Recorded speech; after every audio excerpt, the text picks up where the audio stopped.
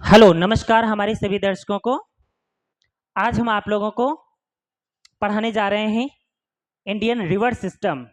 Indian river system में देखेंगे भारत की गंगा नदी, और गंगा नदी में देखते हैं अपवाह तंत्र जो है आपका चैप्टर। तो अपवाह तंत्र में गंगा नदी तंत्र जो है यह हम आप लोगों को पढ़ाने जा रहे हैं, जो सभी प्रतियोगी परीक्षाओं के लिए बहुत ही महत्वपूर्ण है। तो आइए चलते हैं गंगा नदी में स्नान करते हैं और यात्रा करते हैं। गंगा नदी के उद्गम स्थल कहाँ से निकलती है और कहाँ गिरती है, और कौन कौन से पवित्र धाम पड़ते हैं, उन धाम की यात्रा करते हैं। तो चलिए आइए स्टार्ट करते हैं इस क्लास को। यहाँ पर देख पा रहे हैं, यहाँ ये आपका चैप्टर जो है अपवाह तंत्र, ये अर्थात नदी तंत्र है। यह गंगा नदी का संपूर्ण विस्तार तथा उसकी सहायक नदियों के बारे में जानेंगे। यहाँ देख पा रहे हैं ये भारत का ये इंडियन मैप है, और यहाँ से कौन सी नदी कैसे ये पूरा निकली हुई है और कौन सी नदी कहाँ की ओर जा रही है, ये सारी नदियाँ एक दूसरे से किस प्रकार से जुड़ी हुई हैं, ये चलिए आइए जानते हैं। ये इस अपवाह तंत्र के लेसन में ये सभी प्रतियोगी परीक्षाओं में सहायक है। ये क्लास आपकी सभी प्रतियोगी परीक्षाओं में सहायक है। ये जीएस प्लस स्टैटिक जीके के लिए बहुत ही ज्यादा महत्वपूर्ण है। यहां पर देख पा रहे हैं ये नदी आपकी आ रही है, और ये नदी एक दूसरी नदियों में किस प्रकार से मिल जाती हैं, कहां पर संगम है और कौन सी नदी कहां से आकर मिलती है। तो चलिए देखते हैं, इस क्लास को स्टार्ट करते हैं। चलिए शुभारंभ करते हैं। श्री गणेशाय नमः। विघ्नहर्ता जो हमारे हैं भगवान श्री गणेश, क्लास हमारी स्टार्ट हो रही है। और यहां पर देखते हैं एक मोटिवेशनल कोड है, संघर्ष करना मेरे लिए समस्या नहीं बल्कि मेरा शौक है, जीत हासिल करना मेरी जरूरत नहीं, मेरा जुनून है। तो देखिए यहां पर कितनी अच्छी बात कही गई है। यहां पर संघर्ष करना मेरे लिए समस्या नहीं है बल्कि मेरा जुनून है, और जीत हासिल करना मेरे लिए समस्या नहीं बल्कि मेरा जुनून है। तो चलिए स्टार्ट करते हैं इस क्लास को और देखते हैं गंगा नदी तंत्र। गंगा नदी तंत्र में देखते हैं सबसे पहले गंगा नदी का उद्गम स्थल कहां पर है और कहां से निकलती है गंगा नदी, और कहां पर जाकर किन किन नदियों में मिल जाती है। तो आइए चलते हैं, यहां पर देख पा रहे हैं ये आपका उत्तराखंड का उद्गम स्थल दिखाई दे रहा है, और ये आपका गौमुख है। यहाँ पर ये आपका गौमुख है, यहाँ पर पहाड़ दिखाई दे रहे हैं, और इन पहाड़ों के बीच से, अर्थात गौमुख का मतलब होता है गाय के मुख जैसा, अर्थात गाय के मुख जैसा, जहां पर बना हुआ है गाय के मुख जैसा द्वार बना हुआ है, और वही उसी द्वार से जल प्रवाहित होता है, अर्थात जल निकलता है। ये आपका पानी दिखाई दे रहा है, ये पानी निकल रहा है, और यही आपका क्या है, गौमुख है। जहां पर अब ये पानी आता कहां से है, तो हम देखेंगे कि पहाड़ होते हैं, ये बहुत ही बड़े बड़े पहाड़ हैं, और उन्हीं पहाड़ों के ऊपर जो बर्फ जमा हुई है, और वही बर्फ पिघल कर ये पहाड़ों के अंदर से नीचे से आती है, और ये जो है बर्फ का पानी ही आपका जल बनकर नदियां, अर्थात इस नदी में प्रवाहित होता है। तो ये आपका गौमुख दिखाई दे रहा है, इस चित्र के माध्यम से देख पा रहे हैं कि यहाँ पर आपको गंगा नदी का उद्गम स्थल अर्थात गौमुख, गाय के मुख जैसा। यहां पर देख रहे हैं ये नदी आपकी निकल कर आ रही है,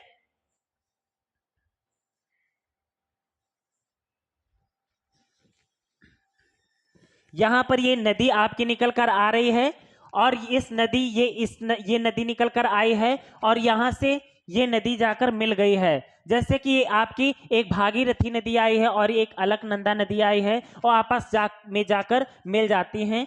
और यहाँ पर देख पा रहे हैं यहाँ पर आपका शहर बसा हुआ है, और यहाँ पर ये आसपास का ग्रीन ये देख पा रहे हैं कि, तो ये इस प्रकार से नदियों का संगम अर्थात एक दूसरे में मिलन होता है। चलिए आगे देखते हैं। यहाँ पर गंगा नदी के बारे में कुछ जानकारी दी हुई है, और इसके बारे में थोड़ा जान लेते हैं। देख पा रहे हैं यहाँ पर लिखा है, गंगा नदी भारत की सबसे पवित्र और ऐतिहासिक नदियों में से एक है। जो भारत देश की जो हमारी गंगा नदी है, तो गंगा नदी जो है एक पवित्र नदी के नाम से जाना जाता है। ये विश्व में अर्थात हमारे भारत की सबसे पवित्र नदी गंगा नदी है और गंगा नदी का भारत में विस्तार 2525 किलोमीटर है। भारत में गंगा नदी का विस्तार कितना है? 2500 अर्थात 25 किलोमीटर। 2525 किलोमीटर हमारे भारत में गंगा नदी का विस्तार फैला हुआ है। देखते हैं यहाँ पर बिहार और पश्चिम बंगाल से होकर गुजरती हुई बंगाल की खाड़ी में मिलते हैं। गंगा नदी का संपूर्ण परिचय निम्नलिखित है। देखिए यहाँ पर बताया गया है कि ये नदी निकलती है उत्तराखंड से। गंगा नदी जो उत्तर भारत के उत्तराखंड राज्य से जो पहाड़ है आपका हिमालय पर्वत जो गौमुख बना हुआ है गाय के मुख जैसा, वहां से निकलती हुई आपकी उत्तर प्रदेश में प्रवेश करती है और उत्तर प्रदेश के बाद बिहार पहुंचती है। बिहार से झारखंड पश्चिम बंगाल होते हुए ये गुजरती हुई और बंगाल की खाड़ी में जाकर मिल जाती है। तो गंगा नदी की का संपूर्ण परिचय बाकी देख लेते हैं। जैसे यहाँ पर देख रहे हैं ये हमारा इंडियन मैप बना हुआ है।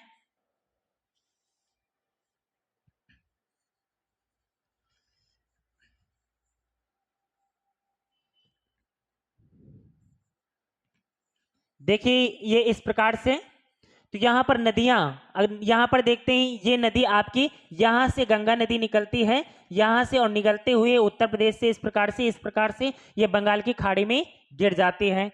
तो यहाँ पर देख पा रहे हैं कि लिखा है गंगा नदी का उद्गम। अभी हमने आप लोगों को बताया कि गंगा नदी का उद्गम स्थल उत्तराखंड के गौमुख से है।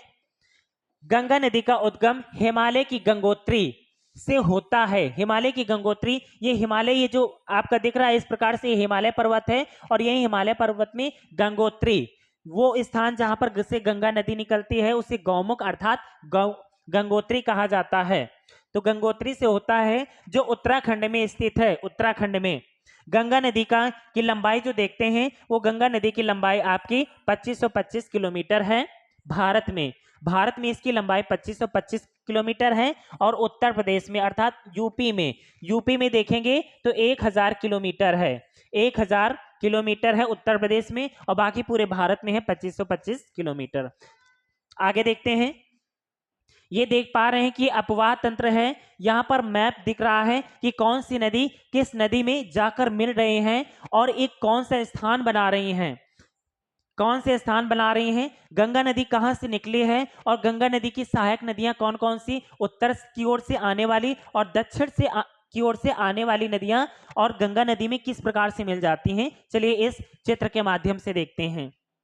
यहां पर देख पा रहे हैं ये आपका गंगा नदी गंगोत्री, ये आपका लिखा हुआ है गंगोत्री अर्थात ये गंगोत्री है जहां से गंगा नदी का उद्गम स्थल है, जहां से निकल रही है।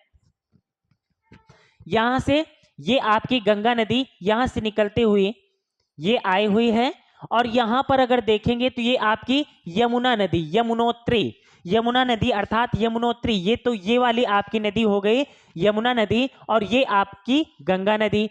तो देखते हैं यहाँ पर ये गंगोत्री यहां से निकलती हुई ये नदी आपकी आई हुई है और ये आपकी कुछ नदियां हैं जो आपस में जाकर मिल गई हैं। ये आपकी शारदा नदी यहां से होते हुए इस प्रकार से देखिए ये शारदा नदी निकली हुई है, परंतु यहां पर गंगा नदी में नहीं मिली हुई है। ये यहां से आकर शारदा नदी आपकी यहां पर आई हुई है। ये आपकी एक नदी आई हुई है, ये शारदा नदी यहां से जाकर इसी गंगा नदी में यहां मिल रही है। मबसा तंग हिमानी, ये मबसा तंग हिमानी है जहां से गंगा ये नदी निकली हुई है। घाघरा नदी आपकी मबसा तंग हिमानी से निकली हुई है और जाकर यहां पर गंगा नदी में मिल जाते हैं। और ये आपकी राप्ती नदी है जो कि यहां से इसी घाघरा नदी में मिलने के बाद गंगा नदी में मिल जाती है।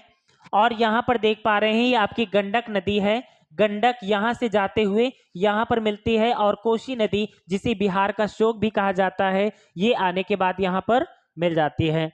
यहाँ पर देख पा रहे हैं कि यमुना नदी की कुछ सहायक नदियां हैं। ये यमुना नदी जो आपकी यमुनोत्री से निकली हुई है, और यहाँ से ये यमुना नदी है, और यहाँ पर यमुना नदी की कुछ सहायक नदियां हैं जो कि दक्षिण और पश्चिम की ओर से आकर गंगा नदी में मिल जाती हैं, जैसे कि आपकी चंबल नदी। ये चंबल नदी जो है आपकी, ये आपका ये क्षेत्र पड़ता है उत्तर प्रदेश का, ये मध्य प्रदेश उत्तर प्रदेश के जस्ट बीच में चंबल नदी मिलती है। और चंबल नदी जो है तो ये मगरमच्छ के लिए और घड़ियाल के लिए बहुत ही ज्यादा जानी जाती है।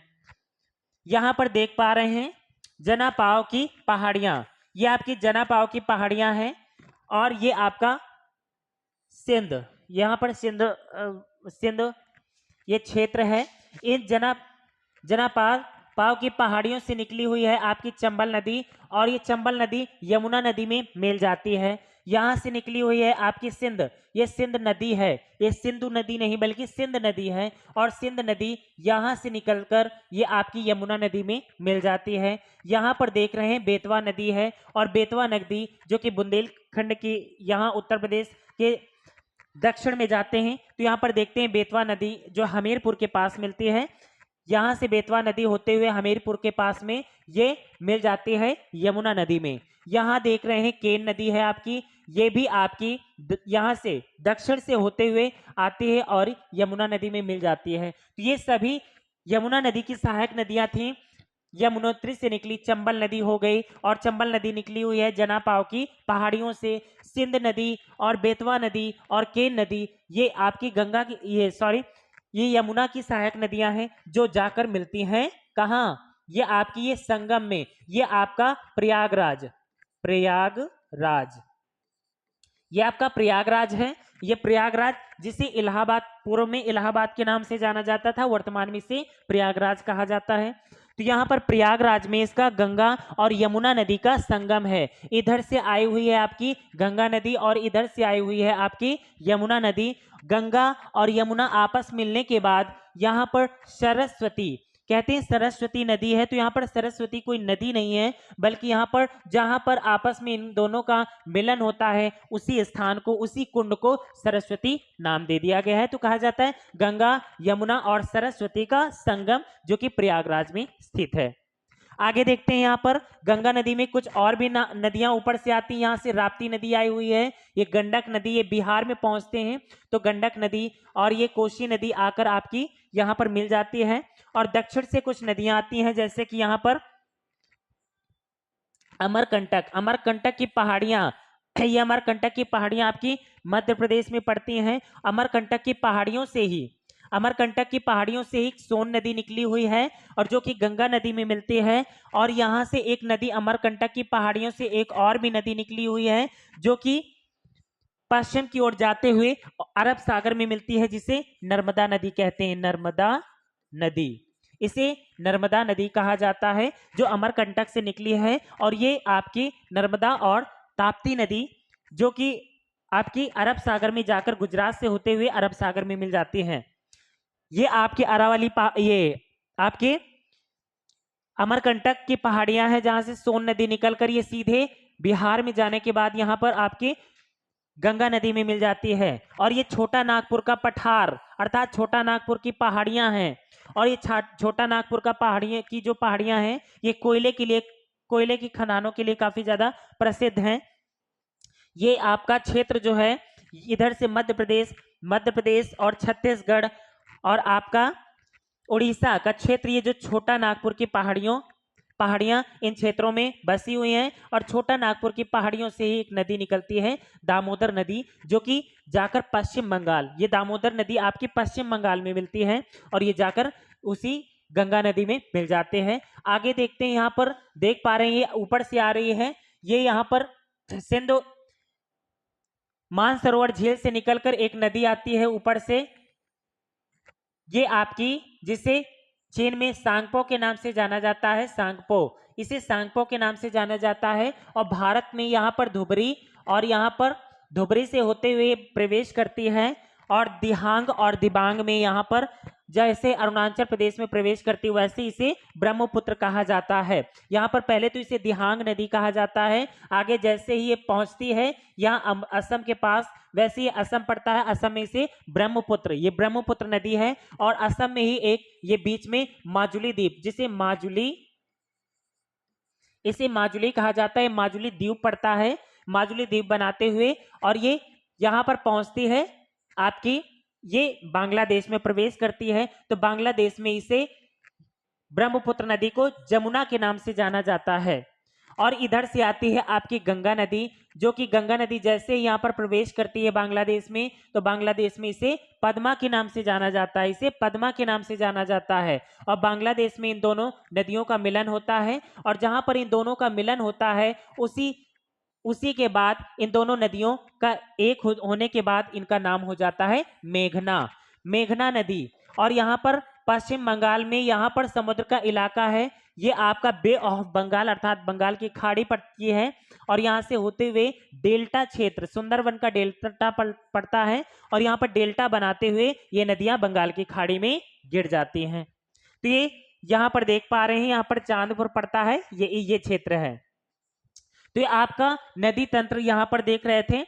आगे चलते हैं, इस नदी तंत्र में यहाँ पर देख रहे हैं अब गंगा नदी का उद्गम। यहाँ पर उद्गम देखेंगे कि कहाँ से नदी निकली और कैसे, कहाँ पर जाके कौन से स्थान में कौन सी नदी और उसका नाम क्या है। तो यहाँ पर देख पा रहे हैं, स्टार्ट करते हैं यहाँ से। सतोपथ हिमानी यहाँ पर पड़ता है, और यहाँ पर बद्रीनाथ, ये बद्रीनाथ टेम्पल यहाँ पर स्थित है। अभी हम बद्रीनाथ के दर्शन भी करा रहे हैं आप लोगों को, बद्रीनाथ और केदारनाथ के भी दर्शन कराएंगे, इसके बाद फिर हरिद्वार पहुंचेंगे। तो देर ना करते हुए देखते हैं आगे, बद्रीनाथ का स्थान है, और यहाँ से सतोपथ हिमानी से यहाँ से निकलते हुए नदी आपकी यहाँ पर मिलती है इस स्थान पर।